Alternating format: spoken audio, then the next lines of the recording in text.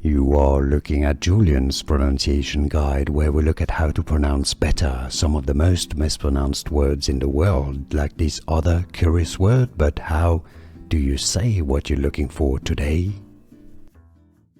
Let's learn how to pronounce the name of this French philosopher. If you want to learn more names from French literature and philosophy, make sure to stay tuned to the channel. We've got tons coming up for you here. Madame is how you say Madame, her title. Germaine is her first name. Germaine, or Germaine, you could say. Germaine de Staël. Okay, I know this is a bit of an exception, and normally it should be pronounced as Staël, and that's what the E with the tréma, the two dots on it, suggest the sound of the E should be separated from the A, but for some reason that's not how it's pronounced in French. It's a bit of an exception to the rule.